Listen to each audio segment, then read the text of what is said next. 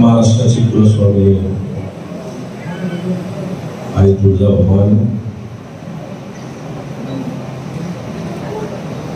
गोब्राह्मण प्रतिपालक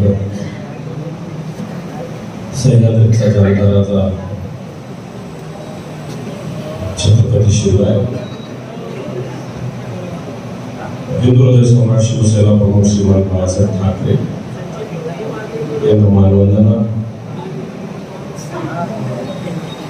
आजच्या कार्यक्रमास उपस्थित असलेले बुलढाण्याचे संपर्क प्रमुख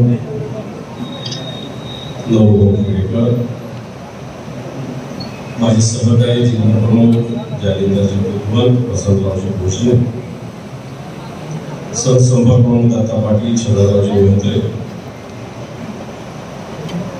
महिला आघाडीच्या जिल्हा संघटिका चंदाताई बडे, युवा सेनेचे जिल्हा युवा अधिकारी नंदकिशोर कारडे, शुभम पाटील, तिथे उपस्थित व्यासपीठावरील सर्व उपजिल्हा प्रमुख, तालुका प्रमुख, संघटक, समन्वयक,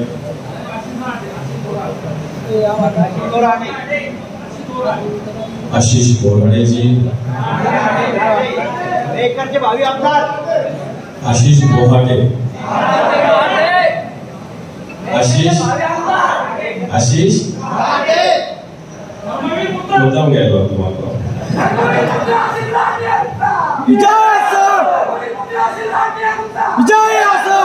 उपस्थित सर्व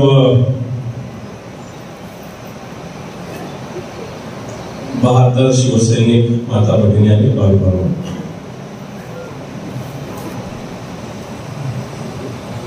कोणी गिनायला आलेले का आपले किती जण आहे?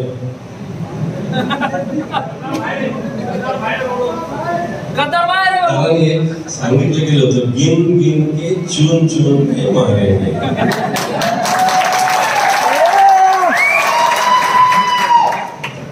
आता इथं येऊन माझं आव्हान सगळे गिनून घ्या किती आहे, याच्यातला एक चुनून घ्या, तोच तुमच्याकडे पाठवतो, काय होतं पाहू.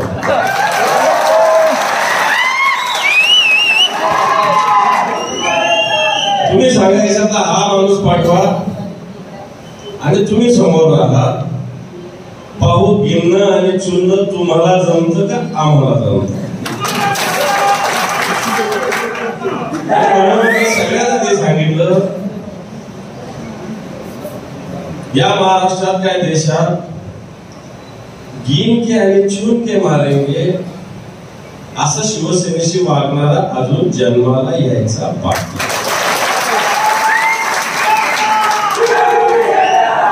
कारण ही भूमी मातृतीर्थाची आहे, जिजाऊची आहे. तिने शुभा घडवला नव्हे तर तिने हिंदवी स्वराज्य घडवलं. या मातीची भूमी असताना या मातीत असे जन्मले खऱ्या अर्थानं आपलं दुर्दैव हे लक्षात ठेवा. आपण या मातीची महती आपण कशा पद्धतीनं महाराष्ट्रात न्यायची. मला एक कोविडच्या काळातलं वाक्य लक्षात आहे चांगलं तुमच्यातल्या आमदाराचं. महाराष्ट्राचे उपमुख्यमंत्री जे आताचे देवेंद्र फडणवीसांविषयी काय केलं होतं, तो कोविडचा विषाणू मला भेटला ना म्हणे तर मी फडणवीसाच्या तोंडात असा टाकतो म्हटलं होतं. आता तुझ्या बॅनरवर फडणवीस कसे चालतात रे बाबा, कोण बदलतं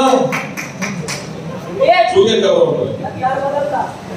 म्हणून आता मला वाटतं आपले महेंद्र साहेब बोलले चांगल्या पद्धतीने, मी जास्त बोलत नाही. आणि म्हणून शिवसेनेशी खेळण्याचा प्रयत्न करू नका. आम्ही शिवसेनेचं काम करायला सुरुवात केली, कोणत्या सत्तेसाठी हे काम करायला सुरुवात केली. आता नवभाऊ बोलले मी 85-86 पासून काम करतो. 85-86 तर आम्ही लावलो, पण शिवसेनेचं काम कशासाठी सुरू केलं होतं आम्ही, की काही खुर्च्या मिळवण्यासाठी नाही, सत्ता मिळवण्यासाठी नाही.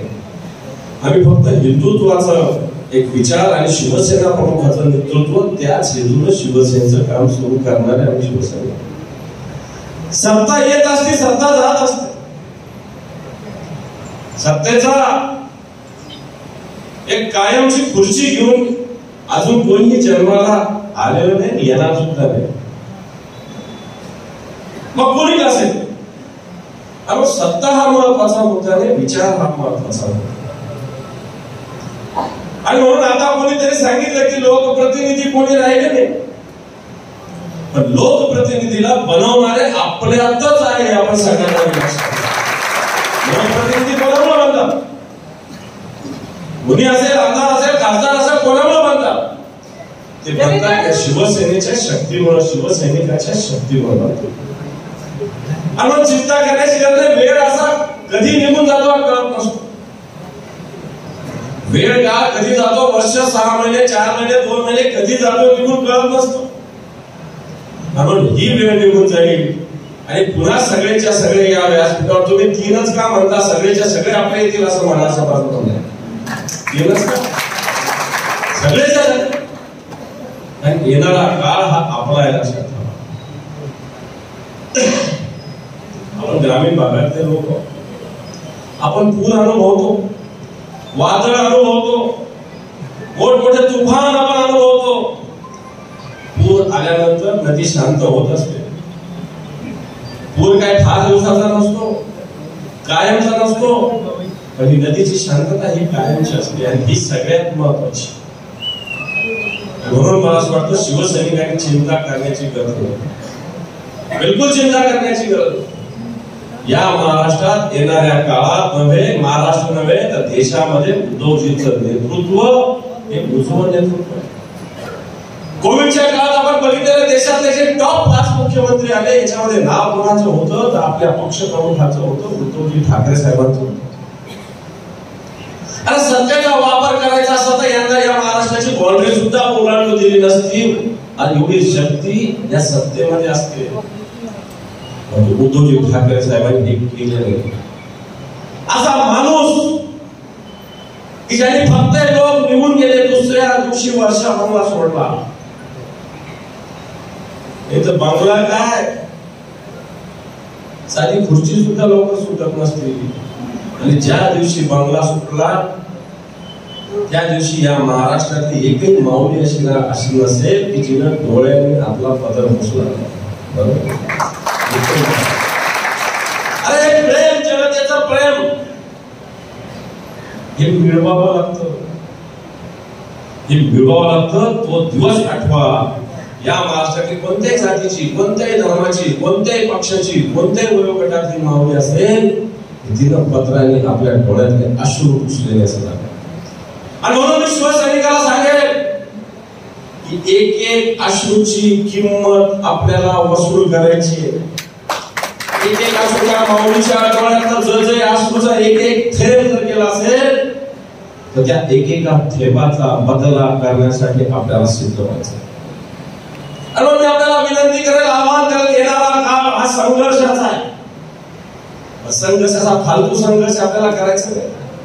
तू कार्यक्रम करतो, मी उधळून लावतो, मी करतो, हे धंदे नाही करायचे. तुम्ही तुमचं करा, लाख लाभ तिला घरी सुखी राहा, आम्हाला काही घेणं देणं.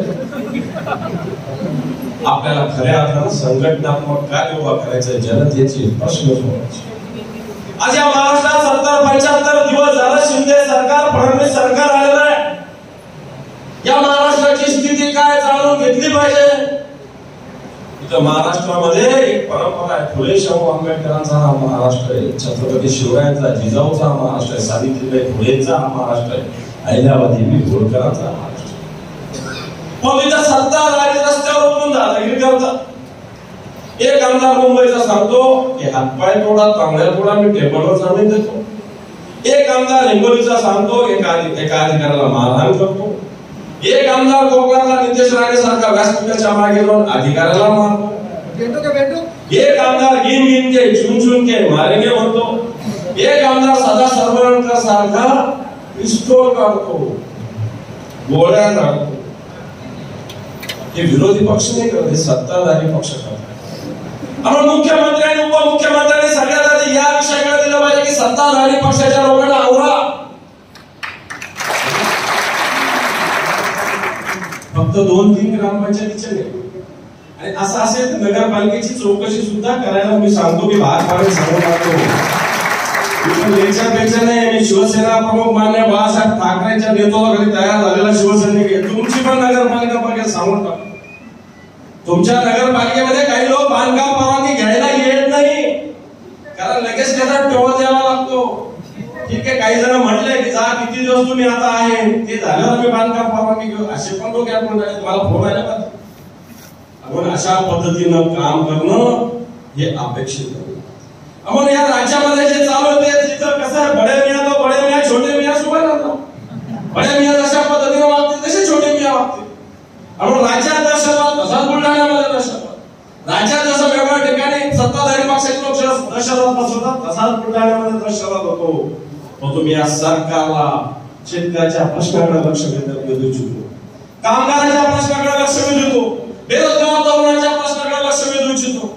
आज बेरोजगारी प्रचंड प्रमाणात वाढत असताना, शेतकऱ्याला अतिवृष्टीनं ग्रासलं असताना, मागच्या वर्षी जास्त अतिवृष्टी झाली होती तर 10,000 कोटी रुपयाची मदत माननीय उद्धवजी ठाकरे साहेबांच्या महाविकास आघाडी सरकारने केली. आता किती? 3,000. एनडीआरएफचे निकष काय?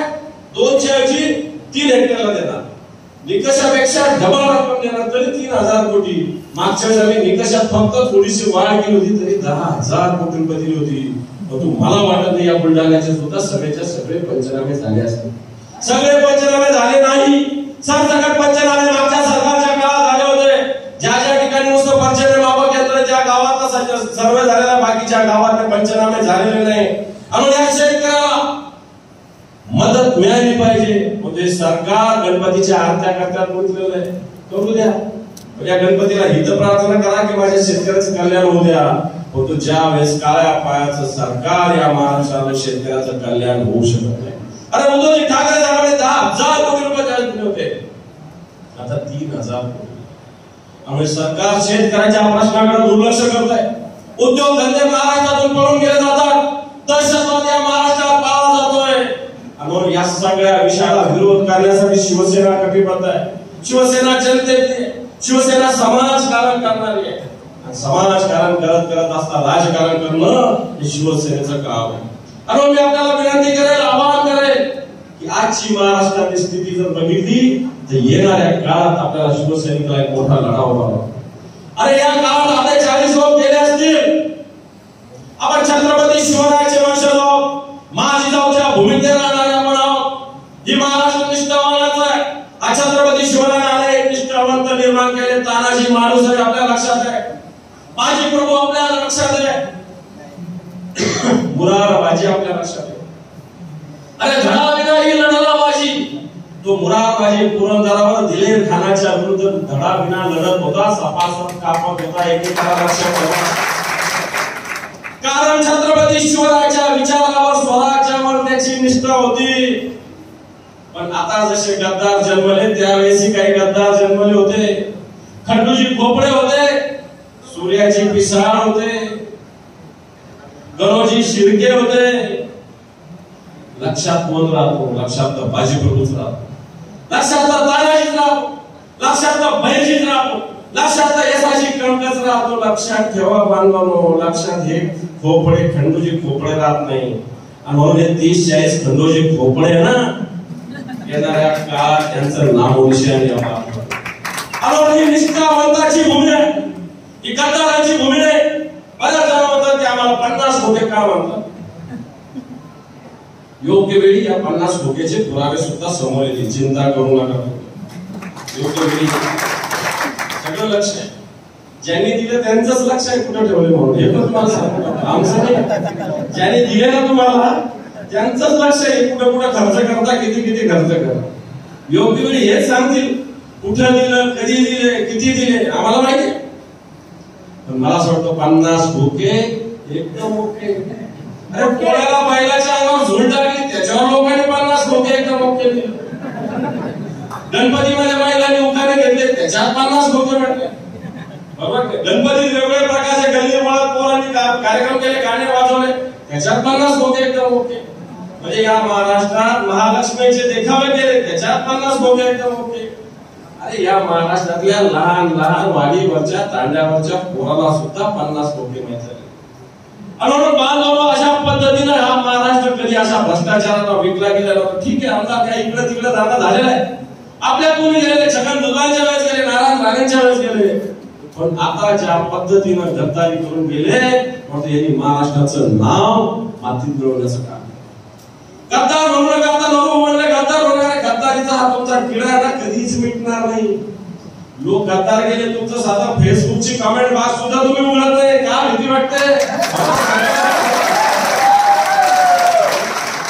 तू सांगतो का? बरोबर सांगतो की फेसबुकची साधी कमेंट बॉक्स का पोरं काय घेतात तुम्हाला? चांगलं दुनिया जेवढी मराठी भाषा आहे ना व्यापक, सगळे शब्द तुम्हाला भेटतात. बरोबर आहे. म्हणून ही जनतेची भावना आहे, ही जनतेची भावना आहे. मी मागच्या महिनाभरात 10-1 जिल्ह्यात जाऊन आलो, ठिकठिकाणी हेच. आता गाडीमध्ये अनुभव आपल्या जालिंदरची बुद्धवता मी येत होतो की आम्ही आधी मेळावा घेत होतो. जिल्ह्याचा मेळावा 1000च्या वर होत नव्हता, आता तालुक्याच्या ठिकाणी 1000, 2,000 हजाराचे मेळावा होता. याला कारण आहे उद्धवजी सारख्यांचं नेतृत्व लक्षात घ्या. उद्धवजी ठाकरेंची बरोबरी तुम्ही करू शकत नाही, उद्धवजी ठाकरेंची बरोबरी तुम्ही करू शकता. आणि या मेळाव्याच्या निमित्ताने मी आवाहन करेन, माझा सत्कार हा निमित्त मात्र आहे, परंतु या मेळाव्याच्या निमित्ताने मी आपल्याला आवाहन करेन की आपल्याला येणारा का हा बुलढाणा जिल्हा सुद्धा तुम्ही 2 आमदार 1 खासदार होता, आता या जिल्ह्यात मला वाटतं 7 आमदार आहेत, 7 विधानसभा. तयारी सगळी केली पाहिजे, बाकी पुढे काय होईल ते होईल. आपण 3 वर नाही थांबायचं, आपण 7च्या 7ची तयारी करायची. मग साहेब जे सांगल ते. म्हणून येणाऱ्या काळात या 7च्या ठिकाणी विधानसभेची तयारी झाली पाहिजे. इथला लोकसभेचा मतदारसंघ असेल त्याची तयारी झाली पाहिजे. नुसती तयारी मिळावी बोल होणार नाही, तर संघटनात्मक बूथवरची रचना आपल्याला निर्माण करावी लागेल. बूथवर शिवसेनेची रचना, महिला आघाडीची रचना, युवा सेनेची रचना आपल्याला निर्माण करावी लागेल. या बूथ स्तरावर काम उभं करावं लागेल, जनतेच्या अडचणी सोडवावं लागेल. शेतकरी असेल, कष्टकरी असेल, माता भगिनी असेल, याचे रोजचे प्रश्न आपल्याला सोडवावे लागेल. लोकांचा साधं जात प्रमाणपत्राचा दाखला असेल, मृत्यू प्रमाणपत्राचा दाखला असेल, या विषयात लक्ष द्यावं लागेल. येणारा काळ हा संघटनात्मक कार्याचा हीच येणार काळ आहे. हे लोक का राहिले? हे लोक फक्त बाळासाहेब ठाकरेंना ओळखतात, बाकी ओळखत नाही कोणाला. आमच्यासारखे मत नाही, हे नावाला असतात, लक्षात ठेवा. लोक हे शिवसेना प्रमुख मान्य बाळासाहेब ठाकरेंच्या मागे असतात, लक्षात ठेवा. ही संघटना, ही बूथपर्यंतची रचना, ही शाखा प्रमुखाची रचना, ही मजबूती करण्याची गरज आहे. ही मजबूत झाली पाहिजे. नुसते तालुका प्रमुख, उपजिल्हा प्रमुख नाही, हे पद आता सत्कार तुम्ही केलं ते बरोबर आहे, सत्कार बस. आता आपल्याला गावगाव दौरे करावे लागेल, नुसतं गाव नाही तर बूथ वाईज दौरे करावे लागेल, बूथ वाईज रचना करावी लागेल. पुन्हा एकदा ही शिवसेना प्रमुखाची, पुन्हा एकदा ही उद्धवजी ठाकरे साहेबांची शिवसेना कशा पद्धतीने बुलढाण्यात मजबूत आहे हे आपल्याला दाखवून द्यावं. आज या ठिकाणी नरूभाऊ सारखं, जालिंदर बुधवांसारखं, भोसले सारखं, मेहते साहेबांसारखं, श्याम पाटलासारखं एक स्वतंत्र चांगलं नेतृत्व आहे. हे सारे जुने अनुभव होते. कित्येक वर्षाने यांना ओळखतो. मेहते साहेब मला नगराध्यक्ष होते आपण काही दिवस, बऱ्याच वर्ष. जालिंदर बुधवान सुद्धा जिल्हा प्रमुख म्हणून माझ्या बरोबरीने काम करतात. पाटील साहेब पण माझ्या बरोबर जिल्हा प्रमुख राहिलेले, बरोबर की नाही? बरोबर की? आणि म्हणून ही सगळी मंडळी शिवसेनेची ज्येष्ठ मंडळी, निष्ठावान मंडळी, की खऱ्या अर्थाने या जिल्ह्याला दिशा देणारी मंडळी. म्हणून येणाऱ्या काळात मी आपल्याला एक सांगेल की हा संघर्षाचा काळ, या भ्रष्टाचारावर आपल्याला लढावं लागेल. येणाऱ्या जिल्हा परिषद असेल, नगरपालिका या ताब्यात घ्याव्या लागतील. कोणी स्वप्नात असेल की नगरपालिका माझीच, माझ्याच कोणाची, आता तू तिकडच राहा, तुझी नाही होऊ शकत. ही शिवसेना आहे, लक्षात ठेवा. होईल का नाही? 100% होईल, हा निर्धार ठेवा. जर आपण आत्मविश्वास ठेवला तर यश दूर नाही. मग येणार का नगरपालिका असेल, जिल्हा परिषद असेल, सगळ्या संस्था शिवसेनेला जिंकायच्या आहे, लढायच्या आणि जिंकायच्या आहे. याच्यासाठी आपण कटिबद्ध व्हा. हे सगळं कटिबद्ध असेल इतक्या प्रशासकीय यंत्रणेला मी आपल्या माध्यमातून सांगेन की तुम्ही असं समजू नका की या शिवसैनिकाच्या मागे कोणी नाही. अरे परवा प्रभा दिलेले घटना घडली, आम्ही सगळे शिवसैनिक, 2-4 खासदार, 2-4 आमदार सगळे जाऊन पोहोचलो. शिवसैनिकाला आतमध्ये टाकलं, 2 घंट्यात 1 घंट्यात सोडवलं. खोटे कलम टाकले होते, कलम काढायला लावले.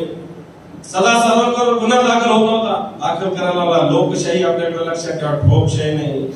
आणि तुम्ही चिंता करण्याची गरज नाही, तुम्ही चिंता करण्याची गरज नाही. तुम्ही हिमतीनं आत्मविश्वासानं पुढे जाण्याची आवश्यकता आहे. तुमच्या बरोबर या महाराष्ट्रातले शिवसैनिक लक्षात ठेवा. तुम्ही फक्त आवाज द्या. या हाकेला हो देण्यासाठी मी तर तुमच्या शेजारच्या जिल्ह्यात संभाजीनगरला काय 2 घंटे लागते जायला. कधीही जाता जाता हे मी तुम्हाला सांगतो, तो येणारा काळ हा शिवसेनेचा आहे. मान्य उद्धवजींच्या नेतृत्वात देशामध्ये काय काय चाललं आपल्याला माहिती आहे. हे सगळं होत असताना महागाई कुठे गेली? मागच्या 2014 सांगितलं अब की बार मोदी सरकार, बहुत हो गई महंगाई की मार, अब की बार मोदी सरकार. काय महागाईची स्थिती, काय महागाईची स्थिती? पेट्रोल काय भाव आहे, शेंगदाणे काय भाव आहे, गोड तेल काय भाव आहे?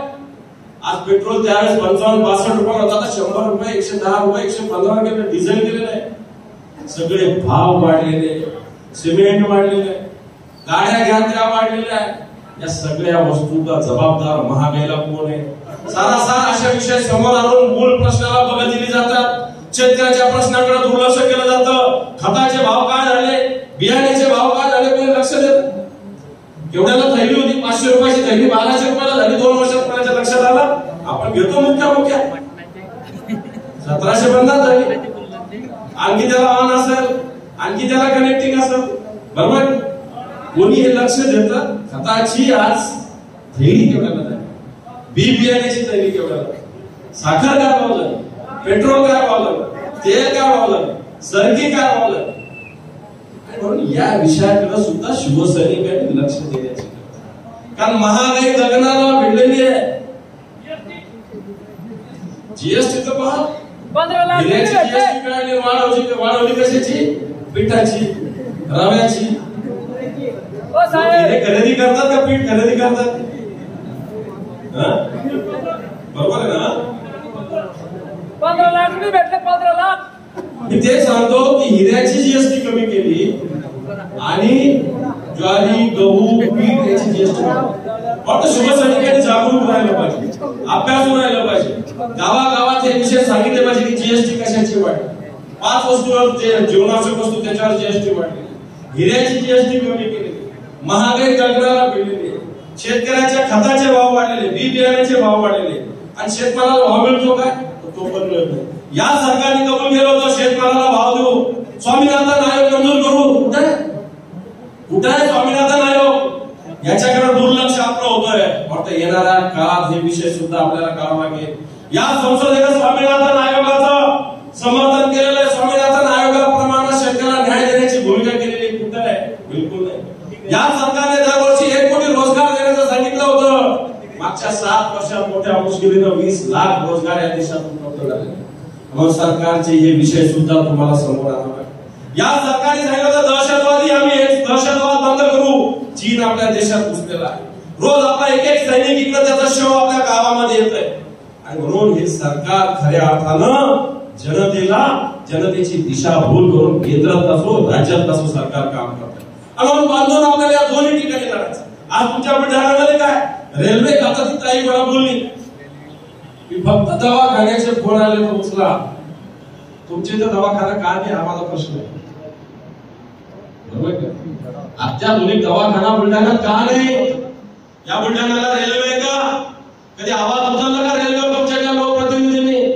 या बुलढाण्याला लोणार येतं, जिजाऊचं आपलं मातृस्थळ इथं आहे, शेगावचे गजानन महाराज इथं आहे. विमानतळ पाहिजे नाही, पाहिजे नाही. आंतरराष्ट्रीय लोक येतात, संभाजीनगरहून येतात लोणारला, संभाजीनगरहून सिंदखेडला, संभाजीनगरहून शेगावला येतात लोक. परंतु या विषयाकडे तुमच्या लोकप्रतिनिधींचं लक्ष आहे का? तुमच्या इथं दवाखाने आहे का? अरे किमान सरकारी दवाखाने तरी पाहिजे. ठीक आहे, खासगी होतील न होतील, परंतु तुमच्या इथं आज सुद्धा आरोग्य सुविधा सुद्धा देशाचे स्वातंत्र्याचे 75 वर्ष आपण साजरे करत असताना चांगल्या आरोग्य सुविधा सुद्धा आपल्याला मिळाल्या. चांगल्या दळणवळणाच्या साधना सुद्धा तुम्हाला नाही. तुम्हाला जागण्यावरील यावं लागतं रेल्वेने, थांबावं लागतं तुम्हाला.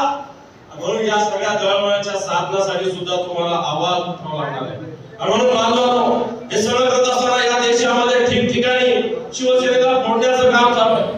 नुसतं शिवसेनेला नाही तर परवा गोव्याला काँग्रेसचे आमदार फोडले. झारखंड मध्ये या भारतीय जनता पार्टीने प्रयत्न केला.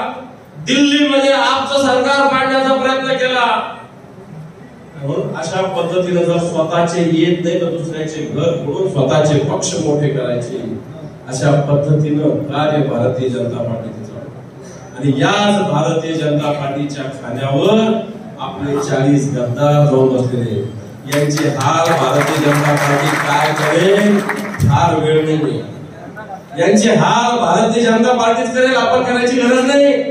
यांचे हाल भारत कारण येऊनच गेले. भारतीय जनता प्रदेश अध्यक्ष बुलढाण्याचा खासदार भारतीय जनता म्हणलं की नाही. म्हणजे याचा अर्थ प्रताप घरी बसवून येतं भाजपमध्ये जाऊन दोन्हीपैकी करावं लागेल का नाही. दोन्हीपैकी एक गोष्ट होती. म्हणून तुमचे हाल जनताच्या आधी भारतीय जनता पार्टीच करेल.